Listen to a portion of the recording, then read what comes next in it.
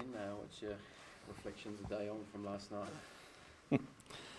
Oh, look, not a lot changed from last night. Disappointment. You know, we hate losing, and you know, it was a game with a whole lot of twists and turns, and things happened. But you know, we just weren't good enough in that second half against a 15-man team. You know, many ways it kind of sort of had flashbacks to the 2017 Lions series. You know, when that red card, and we had a lot of attitude. We tried hard, but we just weren't quite good enough in the end in that second test, and we were the same again last night. What was removing and taking away that? But what was your opinion on the officials' decisions on that last night? On the last? Yeah, on the carding and the confusion, I suppose, and not having it in your guys' hands.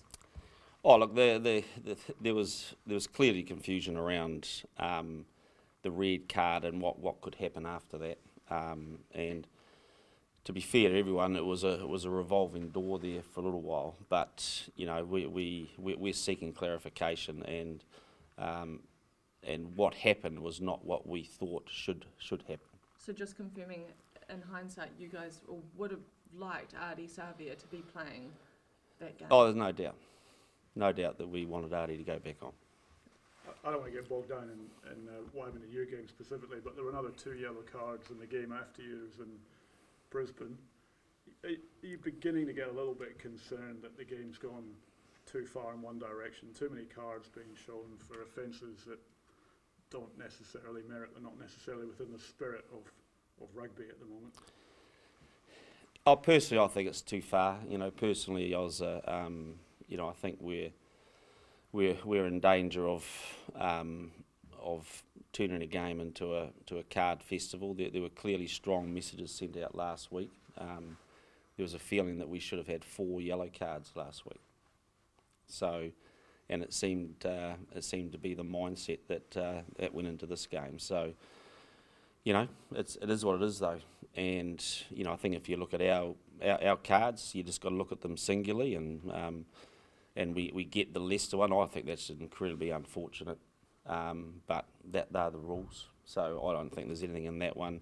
Offer we accept, and Angus, you know, we kind of accept. But I think most people could see a change of direction, a big prop reacting, and a collision that's pretty unfortunate. But it is what it is. Ian, do you think the Northern Hemisphere teams are doing a better job at adapting to this sort of cards festival? Oh, if you look at the weekend, they did a pretty good job. You know, it was a Northern Hemisphere weekend, wasn't it? You know, with Wales getting up and England getting up and Ireland getting up. So in many sense, it's you know, whilst there's a bit of doom and gloom in our camp, it's actually a great weekend for world rugby, I guess. And it sets up next week pretty well. But you know, clearly we've got to get better. You know, there's a few situations we're going to go and ask why things didn't happen our way in that game. But that's a normal process. The trouble is when you lose, it sounds like you're sulking. But you know, we just got to keep clarity on I guess the equitable side of how the game's been officiated. Ian touched on the execution, I suppose, in particular in the second half. Have you been able to put your finger on why it wasn't up to the usual standard? Is that an individual thing? Is it a coaching thing? Is it a preparation thing? Oh look, I think you know we really wanted it in the second half, and I think if you look at that last 15 minutes of the first half, I think you saw how much we wanted. I mean, it was, you know, we were down to 12 players, and we showed massive commitment and attitude and problem solving, and came through and scored that try. You know, I think we should have got a penalty try just before the try we scored, but we ended up scoring a try and went at half time in a pretty good space. But you got 40 minutes to play 14 versus 15 against a really well organised team, and it just I just thought our hands got hard. That was the key thing for me, is that sometimes when you get a bit tense, you want it too much, you start to snatch at the ball, and it was just some collision work and handling error that just showed probably how much we wanted it, but just not quite the smarts to trust what we do. Does this team need to find a way to be more consistent week to week? Yeah, well, we do, but consistently, how do you find that? well, 15 on 15 will be a good start. And, you know, we haven't got a great record the last 15 years with red cards, you know, and this, you know, last night just reeked of the second lines test to me in many ways, where, you know, we got a red card early, we held on and did what we needed to do, but just couldn't get across the line, and it felt like that last night. So, you know, we got to learn, well, first of all, not to get red cards, and secondly, to make sure that we find a way to deal with them and not try to overplay our hand. You know, I think you've got to get a bit more conservative when you're 14 versus 15, and we've got to perhaps get better at that. But wow, it's given us a great week, isn't it? And the fact is, you know, whilst we're gutted, we know we got some extreme circumstances, and now we've just got to show that we're smart enough to learn. But, you know, we haven't become a bad rugby team overnight.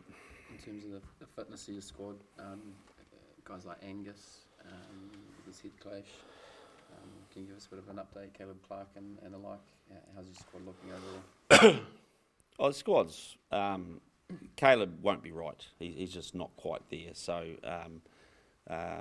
so that's disappointing for him. Angus, he's obviously taken a pretty severe head knock, so we'll go through the protocols with him. He'll also have a judiciary thing to go through, so that probably answers that. And apart from that, you know, there'll be some jaded players, but you know, we'll be ready to rock and roll on it. Ian, I know last night it was horrible having to deal with the cards and stuff, but do you think we've learnt from Northern Tour last year? Last week was a great win, but have we learnt from last year? Well, I think we've made some significant gains. You know, we're trying to change a few things. I think last week we showed that some of the things we're starting to work on come to fruition. This week we dealt some other cards, literally, in Test match rugby, and you don't always get what you want, and we didn't get what we wanted last night, and so, you know, how we adapt around that. So I don't think it's a true reflection of where we're at, but it's a true reflection of Test match rugby, and that we've got to be smarter, but really confident in the direction that we're tracking in the last couple of weeks. You mentioned the second Lions test. How do you approach this week to probably avoid a draw or worse this Yeah, week? well, try not to get a draw next week. It's look, we've got to, in some ways, got to utilise that, because it's look, it's a really good Irish team, isn't it? And there's no doubt. I mean, you've seen, you know, like you've seen a couple of the top teams in the world go week in, week out, and it's been a fantastic series for us, and it's a great test for us. And so, you know, we would have loved to have won 3-0 and I guess walked away and said, okay, we've really cemented everything. We've now got to go to Wellington, and a lot of pressure on, but mate, that's what it's all about. And it's again a great opportunity if we can actually climb the mountain this week and really grow what we started at Eden Park, then we can still finish this campaign in a really good spot. Ozzy, can you remember a time when World Rugby's been this tight?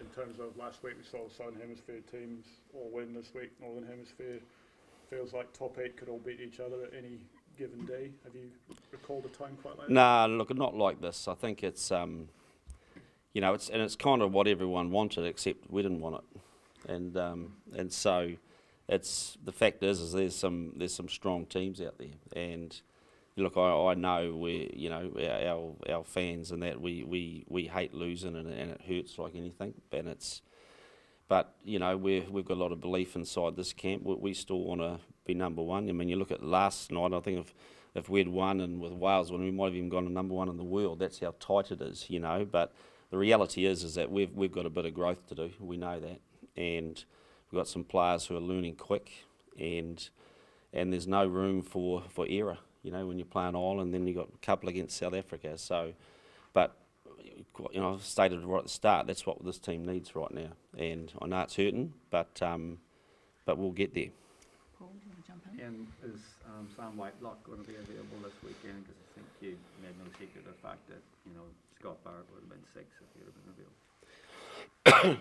Yeah, well, Sam, you know, as per the protocols, he can train early this week, and then I think gets tested on the 12th day, but the signs are looking really good for him.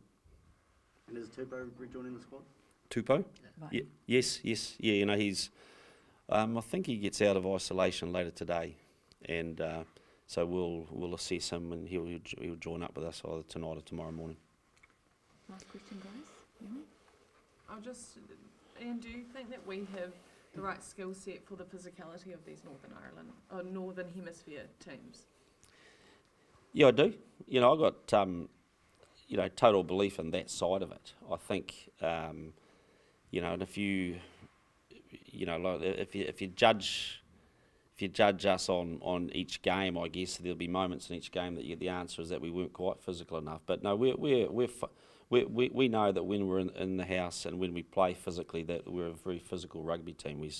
And again, we saw that again in Eden Park, and I think we saw it for significant periods last night. I just don't think we were that smart and with our skill set when we're under pressure with playing against 15 men. And you know, I know it. You know, you can make a whole lot of things look bad when you have a loss, but sometimes we just got to find the one or two things that if we change, that we'd get the biggest bang for our buck, and that's our job this week.